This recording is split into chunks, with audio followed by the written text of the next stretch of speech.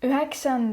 novembri õhtul jooksevad Eestis ringi mardisandid ning täna räägime aeglases eesti keeles, mida mardisandid teevad.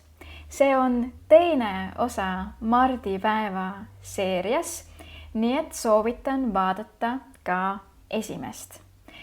Esiteks, mardisandid ehk mardipere käivad ukselt uksele ja mardi traditsioonis on 5 või isegi 6 etappi. Nii et mis need etapid siis on? Aga kõigepealt on oluline mainida, et üle Eesti need etapid on erinevad ja mina räägin ainult nii, kuidas mina tean. Esimene etapp. Mardipere läheb ukse taha ja laulab nii kaua, kuni pererahvas nad sisse laseb.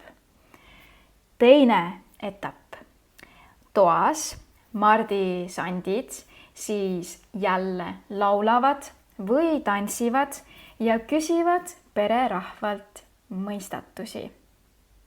Kolmas etapp on pererahva õnnistamine, aga seda mitte kristlikus mõttes, vaid siin õnnistamine tähendab, et sa viskad ehk külvad põrandale vilja ja see võib olla näiteks riis või tatar ja samal ajal sa soovid pererahvale õnne.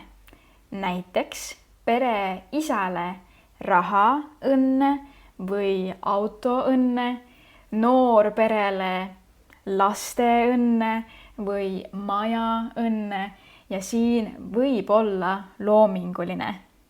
Nüüd 4. etapp on lõpuks see, kus sa võid küsida pererahvalt ande ja tänapäeval need on tavaliselt kommid või maiustused.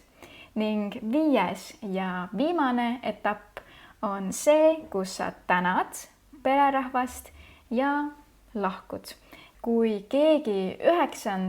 novembril sinu ukse taga laulab, siis ära neile kohe kommi anna, eks? Ja kas sina lähed Marti jooksma? Anna mulle kommentaarides teada.